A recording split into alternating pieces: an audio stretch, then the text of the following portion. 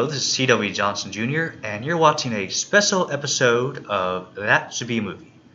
I'm here with Curt Iles, author of The Wayfaring Stranger and A Good Place, two novels I've reviewed in the past about Western Louisiana in the Pioneer era. Today we're going to be talking about one of his other books. It's a bit different because it deals with World War II in Louisiana, A Spent Bullet, a novel by Curt Iles. Mr. Iles, can you tell us a little bit about yourself, how you became a writer? Okay, I'll be glad to, CW. It's good to be with you today. Thank you. I can't talk about being a writer without getting out my journals. And this is actually journal 92. I do about 6 journals a year now, and all my ideas for stories come from my journals. When I was 17 for Christmas, my uncle, who's a well-known Louisiana artist, Bill Iles, bought me a cheap journal, and all it had in it was a note. I still have it. And he told me, he said, "You have a gift to tell stories. I'm from a storytelling culture and family." And he said, "You have a gift. Take this journal and write down about your life. Write down what makes you happy, what makes you sad, and do it in your own words." And I don't think he realized I would take him up on it. And so that's journal number 1. This is number 92. And probably I wrote my first actual book in 2000. So I'd kept journals for 30 years with no intention of writing a book. I wrote in my journals just because I'm a writer. And as I kept showing people stories from my journals, they would say, "You should write a book. You should write a book."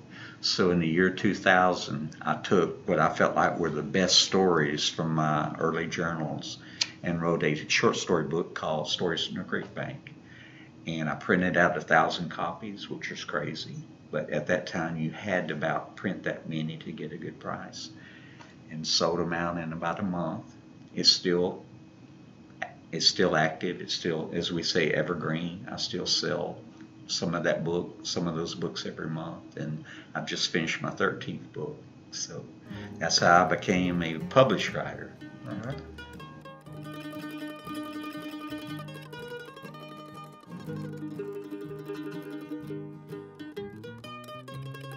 Your book, A Spent Bullet, it deals with the Louisiana Maneuverers. Mm-hmm. Can you tell us a little about those maneuvers, their place in Louisiana and American history? Sure. The first maneuvers was actually held in 1940 here. And then they held them up through 1943. But the 1941 one is the one I focused in on because it was the largest. And it is so consequential because it's just before Pearl Harbor. Now, no one knows Pearl Harbor is coming. And in September of 1941, they brought in about half the U.S. Army, 500,000 soldiers. And they brought them in and divided into a Red Army, which was in northern Louisiana, and a Blue Army, which was in southern. Now, Red Army, that's not the communists. That's not the Union soldiers. communists. That's what they Right. just named the Okay. Army. And basically, they fought 2 battles in September. The first battle was called the Battle of the Red River. It was fought along the line of the Red River. The second was the Battle of Shreveport. And in the Blue Army, which was based in South Louisiana, was trying to capture Shreveport. And when the maneuvers ended, the generals and colonels, for instance, Colonel Eisenhower was the chief of staff of the Blue Army, they all met together and talked about what worked and what didn't. And even there's a story told at the Bentley Hotel in Alexander that began planning out when they would invade Europe, how they would win. And all that was based on the things they'd learned from the maneuvers of not only what equipment worked or didn't work, but who could lead and who couldn't. Colonel Eisenhower showed himself to be a master of logistics during that time. As soon as the maneuvers was over, George Marshall, chief of staff, sent for him in Washington. He became a full general. And as you well know the rest of the story, he is within 2 years leading the entire Allied effort to win the war in Europe. So Louisiana was the nucleus of where all this started that led to our winning World War II. Thank you. Mr. Iles, could you give us, if you will, a summary of the plot of A Spent Bullet and the characters in it? Sure. And to do that, I'll kind of show you. I always tell people this book is about a Louisiana school teacher who hates soldiers and a Wisconsin soldier who hates Louisiana, and how in spite of that they meet and they fall in love. And I use the maneuvers as the background of that. Now, people laugh when I tell this story, and that's why the name of the book is A Spent Bullet. But it's very common for the soldiers that were shooting 30 shells, which fit in an M1 or an infield rifle. And they had a wax seal on it. And after the soldiers would keep the bullet, and they'd actually write their military address on it, fold it up and put it in a bullet and throw it at pretty girls along the road. Now, a lot of people think that's made up, but many times when I've spoken, people have stopped my speech to say, my sister married a soldier who met through one of these bullets. Wow. And I don't know if you know Ricky Robertson. He lives at Pison Ridge. He has several of the actual bullets that have the original notes. Most of them are written on what I would call a Piggly Wiggly paper, that kind of cardboard paper, and it has the names of these soldiers. Well, in this book, Elizabeth, who's the school teacher, there's no way she would pick this bullet up, which is thrown at her feet in DeRidder, Louisiana. But her little brother picks it up, and it has Harry Miller's name on it, but he didn't write the note. His friends wrote his name on a bunch of these as a joke. And through this, Elizabeth, who is the school teacher, her little brother and her grandmother, who are determined she's not going to be an old maid school teacher, as most teachers were in 1941, they concoct a plan to get them together. And it was a fun book to write. And what I did, I just took all these stories I'd heard from my dad and people in our community, and of course I did a great deal of research. Northwestern in their library has a whole section on the maneuvers, and I just read, researched, and interviewed people.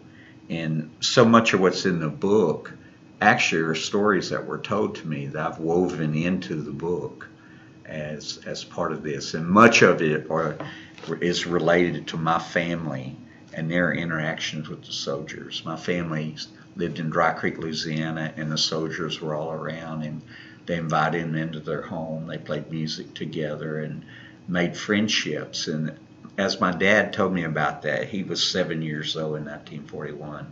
I've never forgotten the stories. And I thought, this book must be written.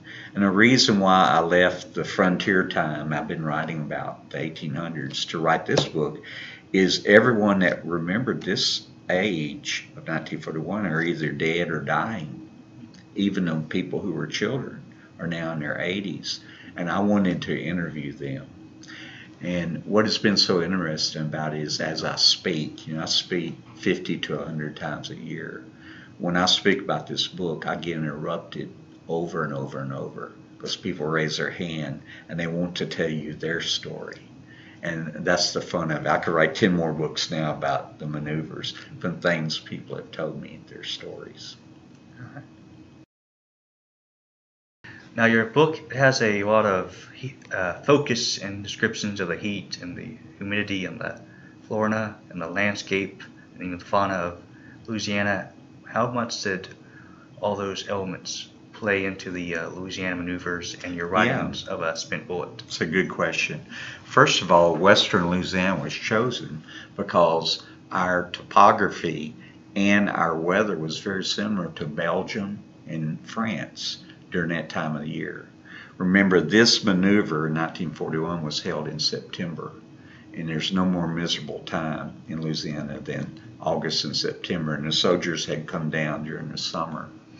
And it's very interesting, on the day the maneuver started, September 14th, a tropical storm moved in. Not a hurricane, but a slow-moving tropical storm that dropped just days of rain. So the first battle was fought just in the mud, which, as you well know, World War II was fought in the same way. So Western Louisiana, with everything about our land, was conducive to this maneuvers which was to get us ready for the war in Europe. Remember, at this time we had no intention of fighting the Japanese. This was a maneuvers to get the American soldier ready to go to Europe and fight the Nazis. And Louisiana was the place they picked. Part of it was because we had so much open land with Coxsackie National Forest, and much of western Louisiana is underpopulated. So that's how they chose our area. All that mud, they called it gumbo? Yeah, that's what they called it. Yeah, the Louisiana gumbo. They have a lot of problem with the snakes and the gators. Yes. There's a story that it's not in this book, but I was told recently about a store kind of in the Provençal area that every afternoon a convoy of trucks would come by. And on the back of the trucks, dead snakes were hanging down. And this young girl, she was telling a story. She asked her dad, "Dad, what's those snakes?" And he said, "You'll have to ask the soldiers." So one of the trucks stopped, and she asked, "Why do y'all have the snakes there?" They said, "Well, we have a contest every day. The truck that kills the most snakes gets to go first the next day and not eat dust all day." Because part of the maneuvers was fought in the mud, but you know what Louisiana mud becomes when it becomes dry. Yes. It becomes Louisiana dust. And so they had a snake killing competition between all the trucks and the convoys. And see, people have these stories that are out there that need to be captured and told about this historical time in Louisiana. And I firmly believe that Louisiana helped get our army ready to win the war. Were any of the characters and incidents in Spent Bullet based on actual people you knew and actual stories you heard? Yeah. Of course, nearly every story that's in it are stories people told me or I read about in my research. But the actual characters they're composites of people. For instance, Elizabeth Reed, who is a school teacher, this is actually a picture of my mother, her high school graduation picture. But Elizabeth Reed is a composite of several people I've known. Harold Miller, who plays the main part, the Wisconsin soldier, and this is his dog tag. His name comes from a dog tag my dad found with his metal detector at Camp Claiborne, Louisiana, which was a large training camp near Forest Hill. So in fact, my dad found these 9 dog tags, and I used them to make up the platoon that Harry Miller was part of. So it's a blend of actual stories. Most of the characters are made up. Elizabeth's family is based on my family, my dad's family. All the characters are based on them. They're all musicians, they're fiddle players and real country people, and that's who I come from. We had a story about my grandfather was driving around that area about the same time, and he went to the Sabine River, and there was a guard at the bridge. Mm-hmm. And the guard said, "You can't cross this bridge, it's out." And my grandfather was like, "It's right there." He's like, "No, you see that powder? They bombed it with that powder, and it's out." Well, he finally convinced them that the bridge was there, and he went on over the Sabine back to Texas. Just so many stories that people have. They can tell about that. You know, they used fire bombs, and the bullets were wax bullets. One of the most interesting things, CW, is I found a umpire's manual. So they had these umpires that would judge each battle, and they wore a red armband, and you would have a clash between 2 groups of units, whether it's artillery or infantry, and he'd blow his whistle, and he would decide how many were dead from each group. And the umpire's manual told how to decide all that. And so you would have soldiers that had been told they were dead for the rest of the day, and they would put them aside. And there's a famous story of an officer come along, and a soldier was laying under a tree asleep, and he went over and said, "Soldier, why aren't you up being part of the maneuvers?" He said, "Can't you see, sir, I'm dead." So the umpire manual was very interesting, and there's a lot of stories about actual fist fights breaking out between the groups over umpires' rulings about what happened during a certain mock battle. It was war games, that's what it was. How much of a spent bullet came from family history? Once again, my dad was the driving force because he always talked about when the soldiers were here. We'd be in the woods hunting, and he'd show me tank tracks that were still there 30 years later. He says, that's where the tanks got bogged down, or there'd be some cables in trees. He'd say that's where they set up camp. And so I grew up hearing all those stories, and then I heard other family members. One of my favorite family stories is told by Curt Iles, who is a cousin of mine who just died, and he was a boy in Sugartown. And his job each afternoon was to go out to the kitchen, to the KP place, and pick up the hog slop. Now, for people that don't know it, that's the leftover food. And he would take a wagon, and he had some barrels, and he would gather it up, and they'd bring it back and feed it to their hogs. And one day he went, and the sergeant who was in charge of KP pointed to a barrel and said, you be real careful with that barrel, it's special. So he loaded it up, and he got to his house. He got his mother to help him, and there was a cardboard covering over it, and they got it out, and it was just slop. They started getting the slop out, and they got down about this far, and the rest of the 55-gallon barrel was full of freshly cooked hams. And what it was, the unit that the sergeant was feeding, they didn't come in that day, and they were moving the camp. What do you do with the hams? You throw them away. Well, they were freshly cooked, so my cousin Harold, who was a teenager, said he and his mama washed them off with well water and went throughout the community giving them away. And he said it was like Christmas. He said it was one of the greatest days of his life. And I put that into the book. There's a chapter in there called Cooked Hams. And so many people, not just family, but people in our community had remembrances like that at that time. Now, one of the stories in The Spent Bullet, you have a part where the younger brother throws some beer bottles in the creek while there's a baptism going down on, and so the pastor's out there in the river or the creek, and he's baptizing people, and the beer bottles come floating by. I believe you had that story in one of your devotional books. That's true. How much of this book was based on your own experience growing up in no man's land? You know, a novel is just a woven together story of things that happen. And that baptism story, which is one of my favorite stories, happened when I was a boy.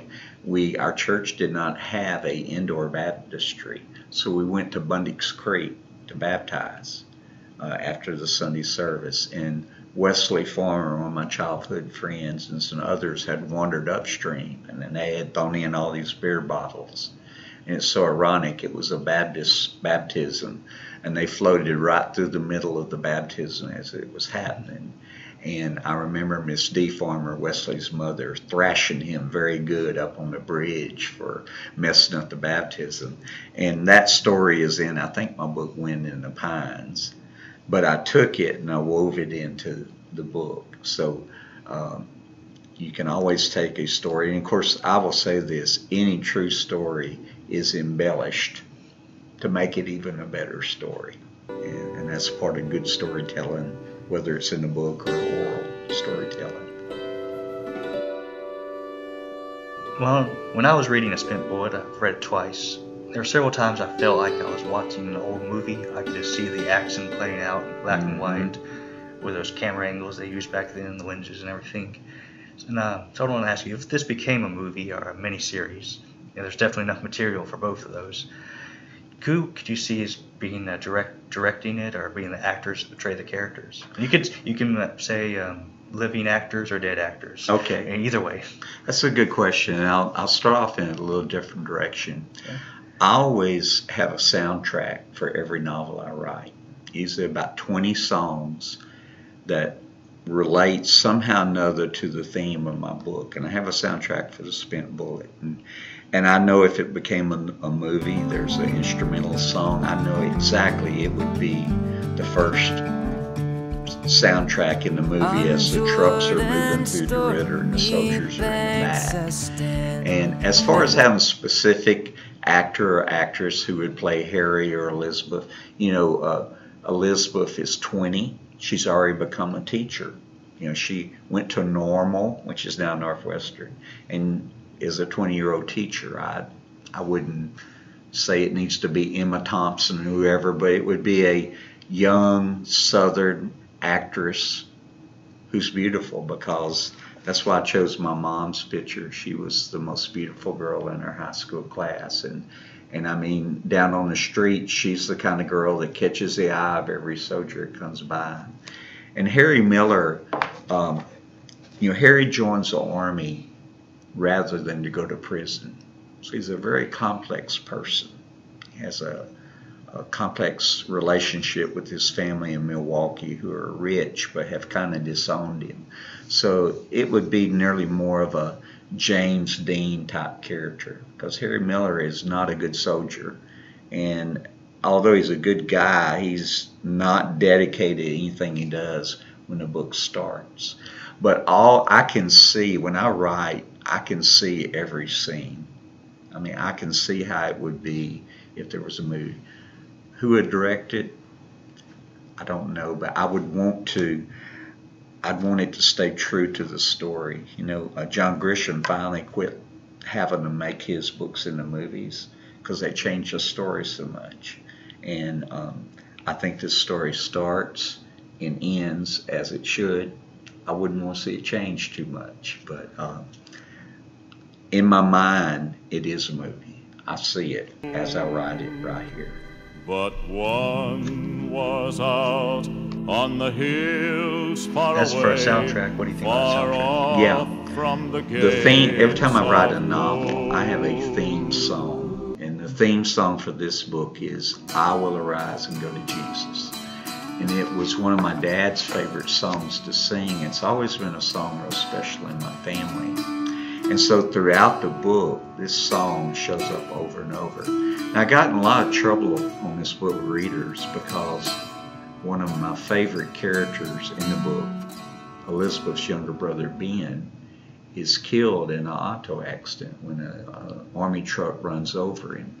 And as the family is at the hospital, the soldier, Harry, is outside the waiting room, and he hears the family singing real lowly, "I will arise and go to Jesus. He will embrace me in his arms." And it's when he's moved to realize that this family has a faith that he wants. In my family, I had an uncle, just a little older than me, my Uncle Clint. And when I was 2 and he was 6, he was run over and killed in DeRidder. And it affects my family to this day. And so I think having been in this story and having him die at a young age was my way of coming to grips with a family tragedy. And even several publishers said, well, we don't want to release a book where a 6-year-old boy is killed. And the thing I told them is that I said, life includes both joy and sorrow. Mm-hmm. And that's one of my criticisms of what's called Christian fiction, is they only want perfect people and perfect things to happen in a story. In life, things happen. And so, of course, I'm giving away the story I'm telling about Ben, but Ben is one of my favorite characters in the story. But it is a homage to my Uncle Clint. In fact, this book, the dedication says, "To my Uncle Curt Iles, I often wonder what your life would have been like." You know, he was only 4 years older than me. I think he would have been more like a big brother than an uncle. And I think that's another reason I wanted to write this book the way I wrote it. Thank you.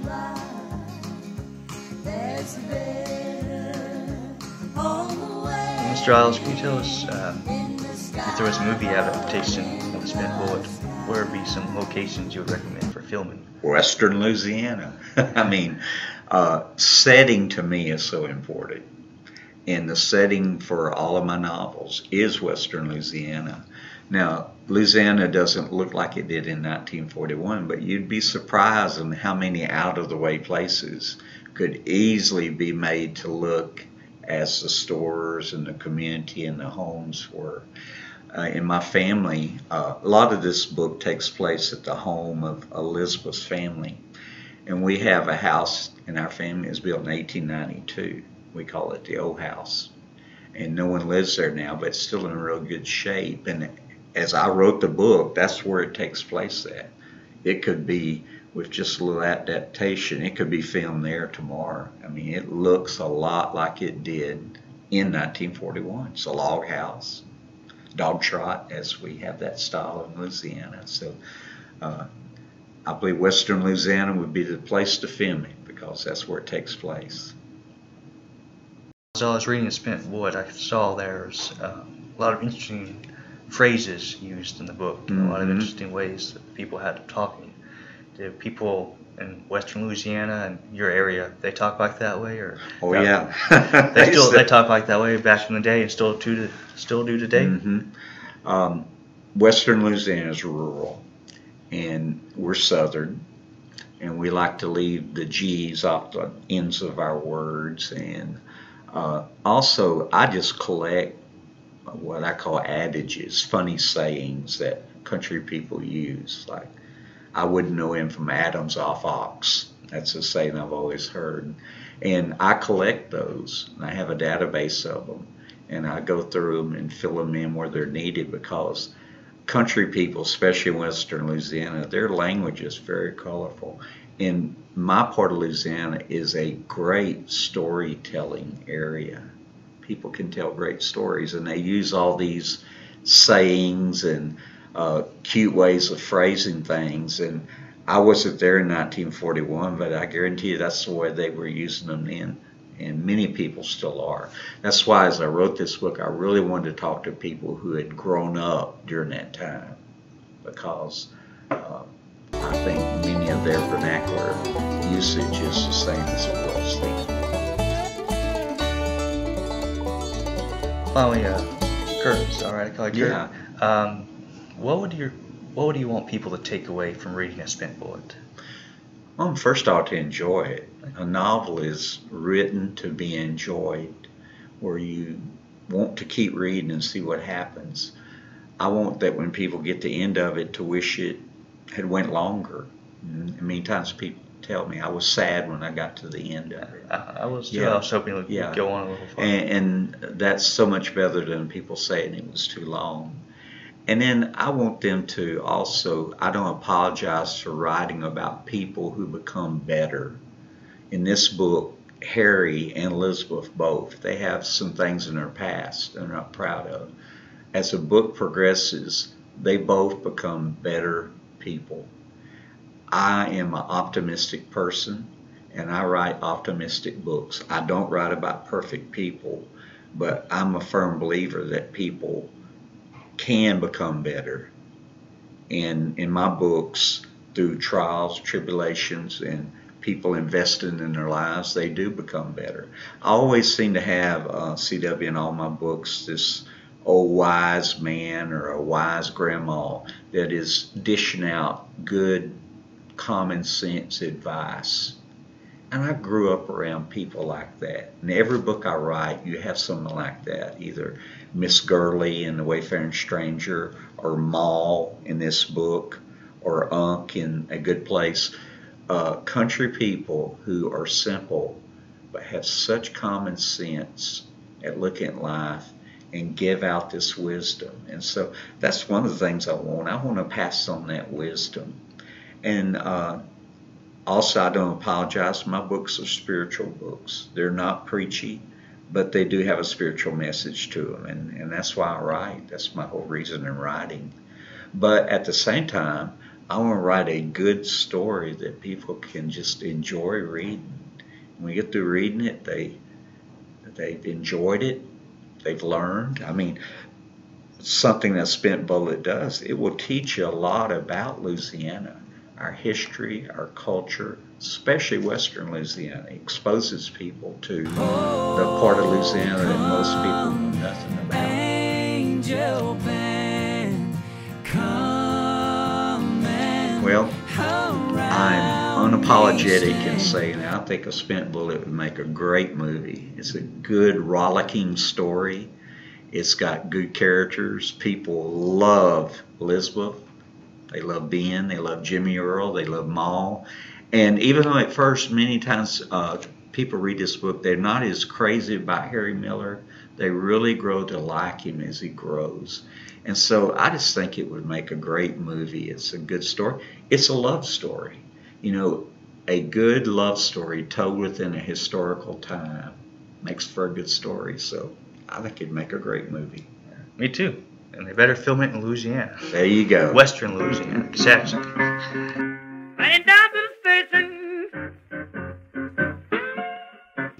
Thank you all for watching this video. Please go to Curt Iles' website, creekbank.net. I'll post the link to that below, and his YouTube channel, Curt Iles, another link below. So be sure to go down there and subscribe and like his videos and watch them and share them with all your friends. And I want to encourage you to go to C.W. Johnson's YouTube channel, where you'll see just a lot of good books he's read and have told about why they should become a movie. And thank you again for having me with you today, C.W. Thank you, sir. My pleasure. Thank you. Play the blues, John Davis.